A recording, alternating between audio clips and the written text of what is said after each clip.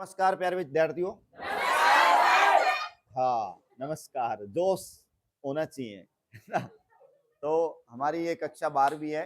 कक्षा 12वीं का जोश देख सकते हैं। इनके लिए हमने इससे पहले जो क्षेत्रीय आकांक्षाएं वाला टॉपिक तो अपन ने पूरा कर लिया ना। आज हम नया टॉपिक लेके आए, भारतीय राजनीति, जिसके नए बदलाव देखेंगे हम। मतलब 1950 के बाद या इंदिरा गांधी जी के बाद 1984 के बाद क्या क्या नए बदलाव देखने को मिले थे, उनके खास इंपोर्टेंट आज ऑब्जेक्टिव क्वेश्चन लेकर आया हूँ। उनको मैं स्टार्ट करूँ उससे पहले एक खास मोटिवेशन लाइन आपके लिए मैं लेकर आया हूँ। क्या बोल रही है, देखो। रहा संघर्ष की जो चलता है, अरे रहा संघर्ष की जो चलता है वो ही संसार को बदलता है। रहा संघर्ष की जो चलता है वो ही किसको बदलता है? संसार को बदलता है। जिसने रातों से जंग जीती है, अरे जिसने रातों से जंग जीती है, सुबह सूर्य बनकर वही चमकता है। मतलब इसके कहने का मतलब ये है कि भैया जो संघर्ष करेगा ना, वो ही अपने जीवन को बदलेगा। अपना जीवन ही संसार है, अपना जीवन ही क्या है? क्या? हाँ ठीक है, जो ही संसार को बदलता है। ठीक है, तो इसको रोक के ये कह दो यहीं पे आ जाओ। कौन सी क्लास है? हाँ, तो देखो ये मोटिवेशन लाइन है। मतलब अपने जीवन को बदलना। जिसने रातों से जंग जीती है, सुबह सूर्य बनकर वहीं चमकता है। जिसने रातें काली की है, वही ये समझो कि अपने भाग्य को बदलता है, अपने जीवन को बदलता है। तो इसलिए आपको अगर सक्सेस होना है, आपको सफल होना है, तो रात तो काली करनी पड़ेगी। रात में पढ़ना पड़ता है, नहीं पढ़ना पड़ता है भाई? हाँ, तो इस तरीके से इसका मतलब ये है कि भैया हमें रात में किताबें पढ़नी पड़ेंगी और तब हम सूर्य बन के चमकेंगे। देखो, आज का पहला सवाल है ये। आज का पहला सवाल आप सुनने का प्रयास करना। सभी पढ़िए, सभी पढ़िए। भारतीय दलीय व्यवस्था का स्वरूप है। हाँ, ऑप्शन भी देखो भाई। आप जब कंपटीशन की तैयारी करने के लिए मैदान में उतरोगे तो ऐसे ही पेपर में सवाल आएंगे। ठीक है, और एक आपको इस तरीके का फॉर्मेट दिया जाएगा, मतलब उसको कहेंगे OMR सीट। उसको क्या कहेंगे बताओ? इस OMR सीट में आप यहाँ पे देखोगे तो आपको अपना रोल नंबर भरना पड़ेगा, आपका पेपर कोड भरना पड़ेगा, और पेपर कोड भरने के बाद यहाँ पर इस तरीके से गोला होंगे। 1 गोला, 2 गोला, 3 गोला और 4 गोला होंगे। इस तरीके से 1 2 3 4 इस तरीके से सीरीज लिखी होगी, 30 पे 20 की इस तरीके से जो भी आपको उत्तर लगेगा।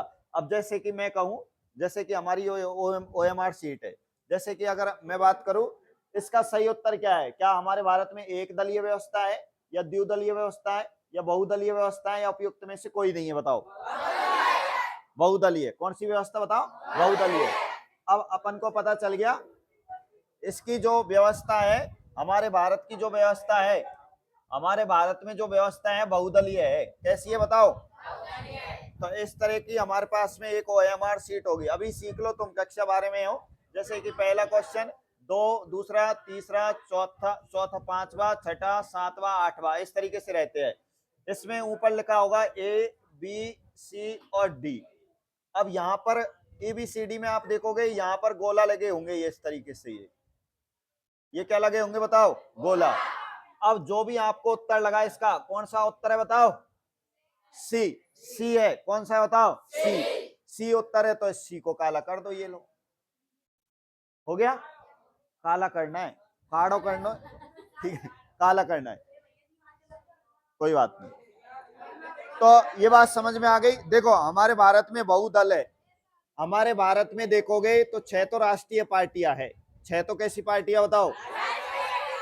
और क्षेत्रीय पार्टियों की मैं बात करूं तो बहुत सारी क्षेत्रीय पार्टियां, मतलब राज्य विशेष की कुछ महत्वपूर्ण पार्टियां है। तो हमारे भारत की जो व्यवस्था है वो कैसी व्यवस्था है बताओ? बहुदलीय। ठीक है, अगला सवाल देखो। अगला सवाल, अगला सवाल देखते। दूसरा, दूसरा सवाल पढ़िए अच्छे से, क्या कह रहा है देखो। निर्बल और अस्थिर की बात कर रहा है। किसकी बात कर रहा है भैया? निर्बल व अस्थिर शासन प्रणाली निर्बल व अस्थिर शासन जिस प्रणाली का दोष है वह कौन सी है? क्या एक दल की तानाशाही, या द्विदलीय प्रणाली, या बहुदलीय प्रणाली, या दल विहीन प्रणाली? सही उत्तर क्या होगा बताओ? बिल्कुल, निर्बल व अस्थिर शासन। इसमें ऐसे क्यों हो जाता भाई निर्बल और अस्थिर? स्थिर नहीं है, मतलब एक जगह टिका नहीं होता है ये शासन। कोई कहाँ भाग रहा है, कोई कहाँ भाग रहा है। अब आप देखोगे जब अलग-अलग दल होंगे, तो वो अपने-अपने क्षेत्रों की माँग करेंगे, हमें ये चाहिए, हमें वो चाहिए, हमारा ये विकास चाहिए, फलाना चाहिए। तो ऐसे डुगलता रहता है मामला और वो स्थिर नहीं रहता है, अस्थिर रहता है, निर्बल होता है। निर्बल का मतलब कमज़ोर होता है ऐसा शासन। तो ऐसा शासन जब ज़्यादा से ज़्यादा दल होंगे, तो ज़्यादा दलों में बनेगी नहीं। खड़ा हो, इसको रोक और दोनों के खड़े आजा, चालू है। तो देखो, अस्थिर और निर्बल का मतलब आप समझ गए होंगे, जो एक जगह टिका नहीं है उसको अस्थिर बोलते हैं, निर्बल को मतलब क्या बोलते हैं, कमजोर। तो ऐसे हमारी शासन प्रणाली कमजोर हो जाएगी। जहां पर एक दल होगा उसी का वर्चस्व होगा और जो वो चाहेगा वो ही करेगा, तो वो शासन प्रणाली होती है मजबूत। कैसी होती है बताओ? मजबूत। तो इसलिए हमारे भारत में बहुदलीय प्रणाली है और बहुदलीय प्रणाली जहां पे होती है वहां पे दोष तो पाए जाते हैं। ठीक है, तो ये कुछ खास आपके लिए प्रश्न था। अगला देखो, अगला है जनता पार्टी का उदय कब हुआ। देखो भाई, जनता पार्टी के बारे में अपन सीखते हैं कि जनता पार्टी कौन सी पार्टी थी। जनता पार्टी का उदय कब हुआ? ऑप्शन आपको दिखाई दे रहे हैं, क्या 1980, क्या 1998, क्या 1984 या फिर 1977? Very good. इसका सही उत्तर जो है वो क्या है बताओ? 1977। बहुत बढ़िया। अब 1977 क्यों है इसका आंसर, वो भी हम जानने का प्रयास करेंगे। देखो, 1980 बिल्कुल इसका आंसर नहीं है, 98 नहीं है, 84 नहीं है। जब पेपर सॉल्व करे, जब इसी तरीके से सॉल्व करने होते हैं, जैसे पहला ऑप्शन गलत है तो काट दिया, दूसरा भी गलत है तो काट दिया, तीसरा भी गलत है तो काट दिया और चौथा सही है तो उस पर राइट का निशान लगा लेंगे और लास्ट में उसको एएमआर सीट में भर लेते हैं।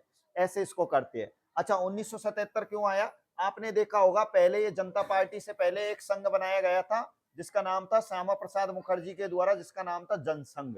कौन सा संघ था बताओ?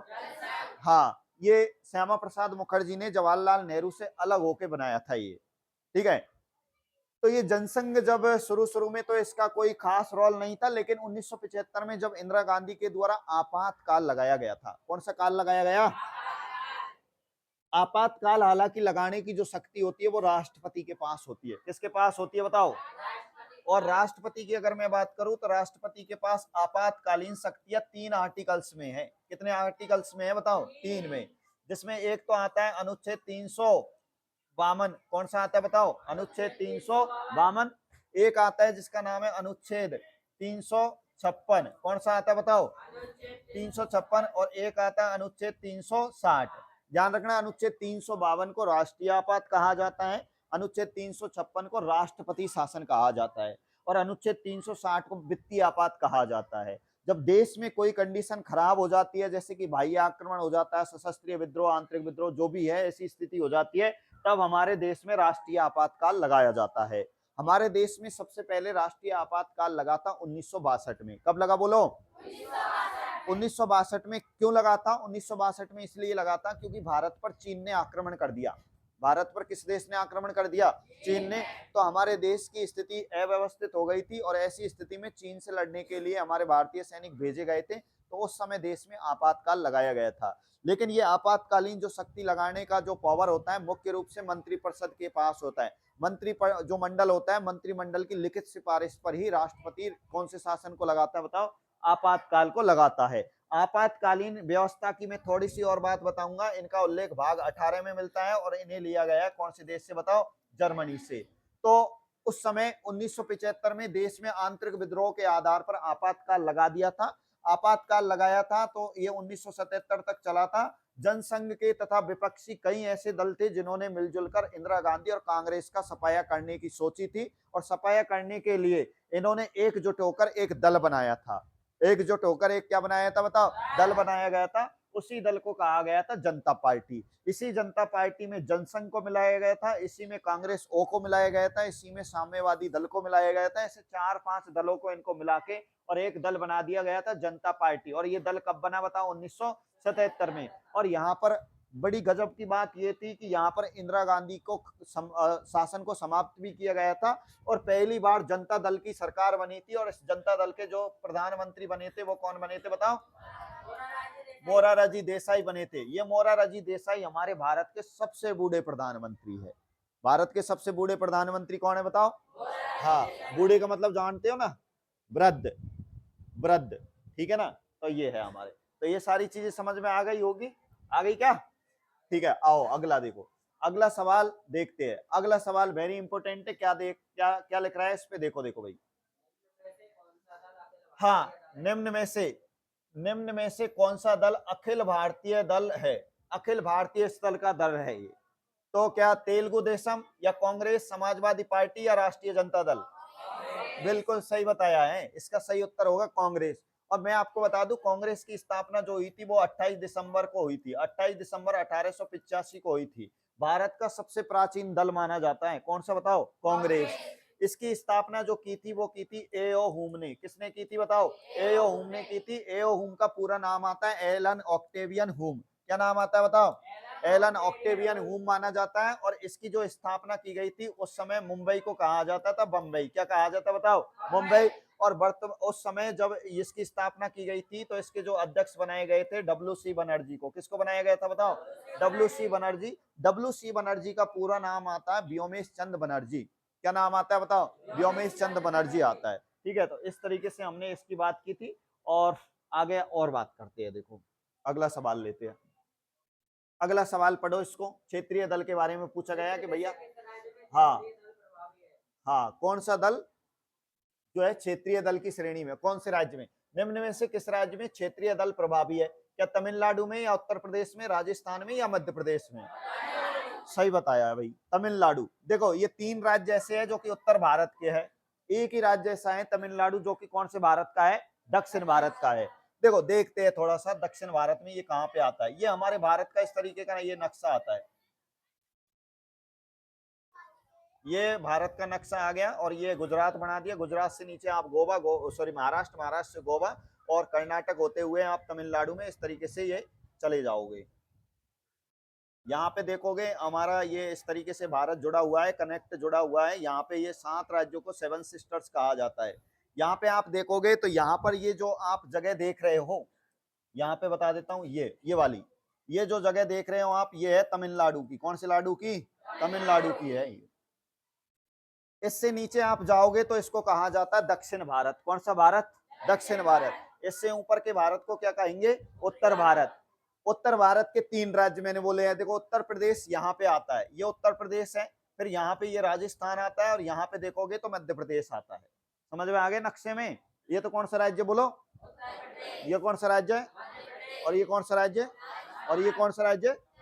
आप दक्षिण भारत में जाओगे तो दक्षिण भारत में ज्यादा चलती नहीं है कांग्रेस पार्टी, बीजेपी पार्टी, ये छोटी मोटी जो बड़ी पार्टियां हैं ये नहीं चलती है। यहाँ पे छोटी मोटी पार्टियां ही यहाँ पे चलती है। उन्हीं का वर्चस्व पे क्षेत्रीय पार्टियां ही यहाँ पे सरकार बनाती है। मतलब क्षेत्रीय पार्टियों के ही यहाँ पे सीएम बनते, सीएम बोले तो चीफ मिनिस्टर, बोले तो मुख्यमंत्री बनते हैं। ठीक है, अभी अभी हमारे भारत के उत्तर भारत में भी एक क्षेत्रीय पार्टी यहाँ पे अस्तित्व में आई है जिसका नाम एनसी है, नेशनल कॉन्फ्रेंस है। जिसका नाम क्या बताओ? National conference. आपने शेख अब्दुल्ला का नाम सुना ना? सुना या नहीं सुना? शेख अब्दुल्ला के द्वारा वो नेशनल कॉन्फ्रेंस की स्थापना की गई थी। और यहाँ पे अभी अभी जो है यहाँ पे कांग्रेस के साथ मिलकर अब जम्मू कश्मीर में नई सरकार का गठन होने वाला है। 49 सीट टोटल जीत के आए हैं वो, 42 सीट नेशनल कॉन्फ्रेंस ने जीती है और उसके बाद जो है 6 सीट कांग्रेस ने जीती है। इस तरीके से सरकार अब यहाँ पे नए सिरे से बनने वाली है। आपने देखा होगा 5 अगस्त 2019 के बाद जम्मू कश्मीर को राज्य का दर्जा छीन दिया गया था और क्या बना दिया गया बताओ? केंद्र शासित प्रदेश। सही है गलत है बताओ? और एक या दो? दो। कितने बनाए बताओ? दो। यहाँ पे जम्मू कश्मीर, यहाँ पे लद्दाख। ठीक है, तो ये बढ़िया बात भी अपन ने सीख ली है। सीख रहे हैं नहीं सीख रहे? बढ़िया बात सीख रहे है ना। पहले सीखे कभी? पहले सीखे क्या ऐसे? 11वीं वाले बोलो। नहीं सीखे। 12वीं वाले सीखे क्या? सीखे? हाँ बहुत बढ़िया, सीख रहे हैं। लेकिन ऐसे सिखाएं कभी डिजिटल बोर्ड पे इस तरीके से? वैसे किताब लेके तो सिखा दिए होंगे, रट के सीख लिए होंगे। समझ के सीखे क्या? समझ के नहीं सीखे। अब समझ में भी आ रही है? आ रही है ना थोड़ा थोड़ा? और किताब तो ये रही, किताब में तो मैं बोलता जाऊंगा, रामायण पढ़ता जाऊं, खत्म बात। ये लो पाठ हो गया। और अरे तो सुन ले, हिस्ट्री की मुझे भी दिख रहा है ये। ठीक है, इतने इंटेलिजेंट है। ठीक है, आओ देखो तो सीखते रहो, बढ़िया बात है। 1980 के दशक के आखिर के सालों में, अगला सवाल देखिए, 1980 के दशक के आखिरी सालों की बात कर रहा है। और 1980 के बाद में इंदिरा गांधी की सरकार 1980 से 84 तक तो चली थी, लेकिन उसके बाद डामल डोल होती गई थी। हालांकि आपने देखा होगा उनका बेटा भी हालांकि प्रधानमंत्री बना था 1980 से 84 तक इंदिरा गांधी रही थी, लेकिन उसके बाद 84 से और 89 तक राजीव गांधी क्या बना था बताओ, प्रधानमंत्री बना था। लेकिन आपने देखा होगा 1989 के बाद सरकार कांग्रेस गिरने लग गई थी, मतलब छोटी छोटी क्षेत्रीय पार्टियों से जो है दल खड़े होने लग गए थे और यहाँ पे कांग्रेस प्रणाली या अन्य मुद्दे जो है वो हावी होने लगे थे।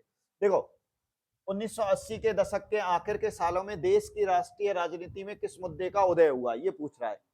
क्या कांग्रेस प्रणाली का, या अन्य पिछड़ा वर्ग का, या मंडल मुद्दे का, या राष्ट्रीय मोर्चे का? कौन से मुद्दे का? बहुत बढ़िया, मंडल मुद्दे का। देखो कांग्रेस प्रणाली तो इसके बाद ढेर होती चली गई धीरे धीरे। अन्य पिछड़ा वर्ग ओबीसी की बात करते हैं। ओबीसी का मतलब क्या होता है बताओ, अभी बताया था मैंने। हाँ, अदर बैकवर्ड क्लास, अन्य पिछड़ा वर्ग। ठीक है, मंडल मुद्दे की बात करते हैं तो इसका उत्तर सही है। मंडल मुद्दा जो था साथियों, इसमें आपने देखा होगा बीपी मंडल आता है। कौन आता है भैया? ये अन्य पिछड़ा वर्ग आयोग का दूसरा अध्यक्ष था। पहला अध्यक्ष अभी बता देंगे, काका कालेलकर था। कौन था बताओ? काका कालेलकर। तो इसका उत्तर पहले तो ये देख के चलते, फिर आगे देखते हैं। अगला सवाल देख लेंगे वो। देखो राजीव गांधी की हत्या कब हुई? देखो राजीव गांधी की हत्या कब हुई थी ये पूछ रहा है। क्या 1983, क्या 1990, 1985, 1991? बिल्कुल इसका सही उत्तर है 21 मई की बात है। कितने मई की बात है? 21 मई और 1991 की बात है। इनकी हत्या की गई थी लिट्टे के आतंकवादियों के द्वारा। कौन से आतंकवादियों द्वारा? चलो, और इसकी एक यहाँ पे मैंने पीडीएफ सेट करी है, उसको देख लेते हैं। देखो सुबह सुबह की बात थी। कब की बात थी बताओ? सुबह सुबह की। कितने बजे की बात थी? 10 बजे की बात थी। 10 बजे बहुत बड़ी घटना हो गई। कितने तारीख को? 21 तारीख को। 21 तारीख मतलब 21 मई को। देखो इस पे क्या लिखा हुआ है, 21 मई 1991 को सुबह 10 बजे के करीब एक महिला आती है। महिला तो क्या थी? बूढ़ी बड़ी थी, बुढ़िया थी ये। धनु नाम की महिला थी। कौन सी महिला थी? धनु नाम की महिला थी। अब धनु नाम की जो महिला थी उसको बढ़िया सेट करके भेजा। किसने? इन लिट्टे के आतंकवादियों ने। लिट्टे का पूरा नाम यहाँ पे लिख रहा है, ये लिबरेशन टाइगर्स ऑफ तमिल इलम। इन्होंने इसको बढ़िया लालच दिया। बुढ़िया बुढ़िया क्या खाएगी, मरेगी क्या? अब तो तुम मरने वाली है, वैसे भी करोड़ों का पैकेज देंगे, बढ़िया तेरा परिवार शानदार चलेगा। इस माला को राजीव गांधी को सेट कर देना, पहना देना। महिला को इतना पता भी नहीं था कि इसमें आरडीएक्स लगा हुआ है, कुछ ऐसा कुछ मतलब आत्मघाती जो रसायन भी है इसमें। मानव बम भी था वो तो माला के अंदर। ठीक है, तो उसको पता नहीं था। उसने कहा ठीक है पहना दूंगे, आ रहे हैं प्रचार के लिए। तो जैसे ही राजीव गांधी के पास जाती है, राजीव गांधी झुकता है, वैसे ही बम से उड़ा देते हैं। महिला भी चली जाती है और राजीव गांधी जी भी हो जाते हैं खत्म। उसके साथ में कहते हैं कि अन्य 14 लोग भी और खत्म हुए थे। तो यहाँ पे देखो लिखा हुआ है 21 मई 21 मई की बात है। सुबह 10 बजे के करीब एक महिला राजीव गांधी के पाप छूने के लिए जैसे ही झुकी, उसके शरीर में लगा आरडीएक्स फट जाता है और गांधी जी की मृत्यु हो जाती है, राजीव गांधी की। उस समय राजीव गांधी तमिलनाडु के पेरम्बुदुर में थे। कहाँ पे थे बताओ? पेरम्बुदुर में। तो ये भी आपको ध्यान रखना है कि राजीव गांधी की हत्या किस राज्य में हुई थी, किस स्थान पे हुई थी। तो तमिलनाडु के पेरम्बुदुर नामक स्थान पर हुई थी। ये वेरी इंपोर्टेंट बात है। ये चुनाव प्रचार के लिए गए थे। यह आत्मघाती हमला लिबरेशन टाइगर्स ऑफ तमिल इलम लिट्टे ने किया था। किसने किया था? लिट्टे ने किया था। LITTE ने किया था ये। ठीक है, ये भी ध्यान रखना है। ये इससे पहले यहाँ पर कोई भी प्रधानमंत्री की हिम्मत नहीं हुई कि इस एरिया में चुनाव प्रचार के लिए गए हो। लेकिन हमारे भारत के ये युवा प्रधानमंत्री थे, जोश जोश में चले गए और जोश जोश में खो बैठे अपना क्या बताओ? होश है या नहीं है? क्या खो बैठे? होश खो बैठे। और इन्होंने कभी नहीं सोचा कि मेरे साथ ऐसा होने वाला है। अगर ऐसे पता होता तो ये नहीं जाते, लेकिन उन्होंने सोचा कि दुनिया मेरे साथ है, कोई टेंशन की बात नहीं है, और ये चले गए और यहाँ पे इनको उड़ा दिया गया था।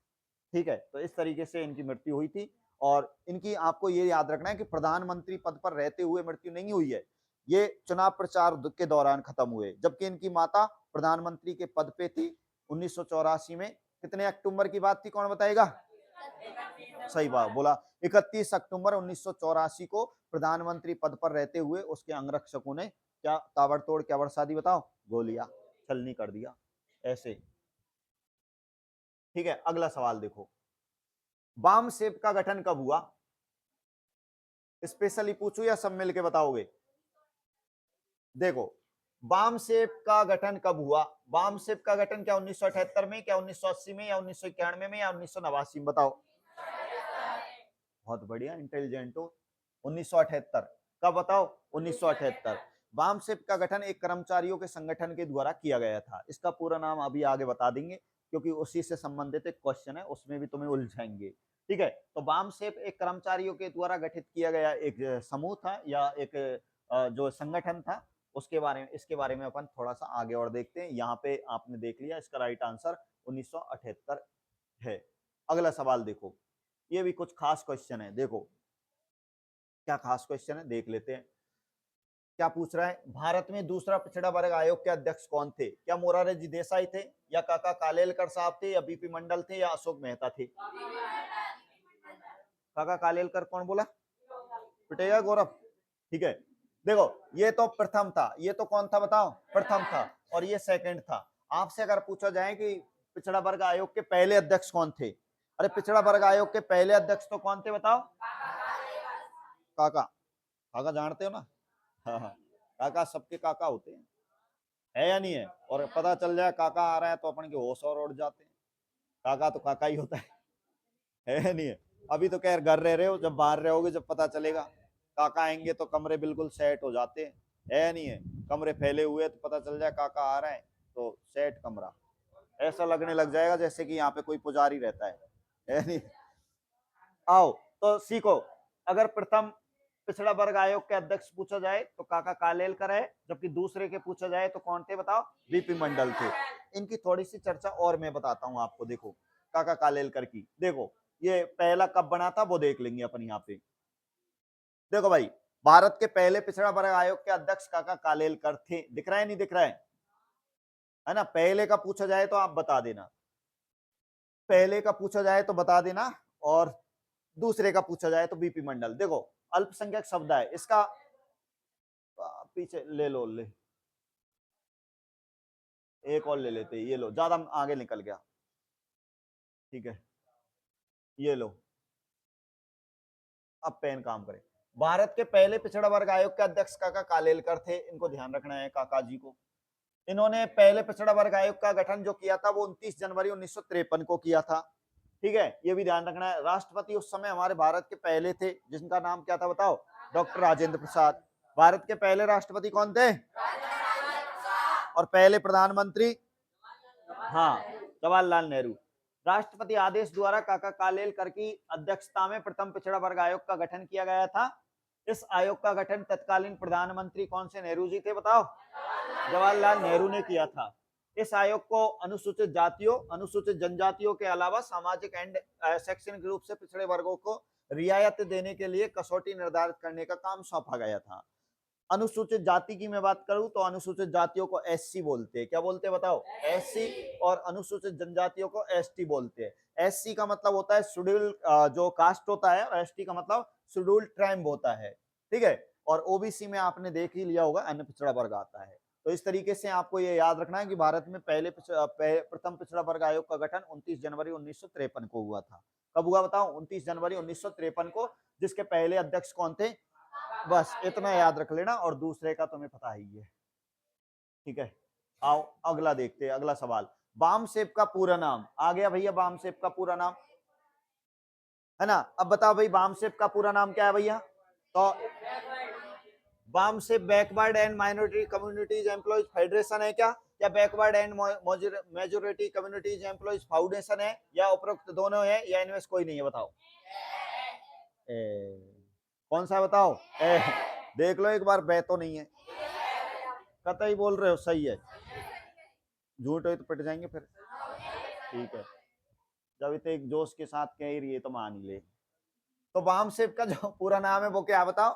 Backward and minority, backward and minority authority, sorry, backward and minority communities employees federation, इसका पूरा नाम है ये। ठीक है, अब इसके बारे में थोड़ा सा और देख लेते हैं। देखो इसकी कहानी थोड़ी सी और बता देता हूं मैं। देखो हिंदी में क्या बोलते हैं इसको वो देख लो। हिंदी में इसको बोलते हैं पिछड़ा, पिछड़ा और अल्पसंख्यक समुदाय, पिछड़ा और अल्पसंख्यक समुदाय कर्मचारी महासंघ। ठीक है, बैकवर्ड, इसको बाम शेप बोल सकते हैं शॉर्ट में। क्या बोल सकते हैं बताओ? Balm shape. Backward and minority of, इसका मतलब क्या बोला बताओ? कम्युनिटी। ई का मतलब, ई का मतलब क्या है भैया? एम्प्लॉय। क्या होता है?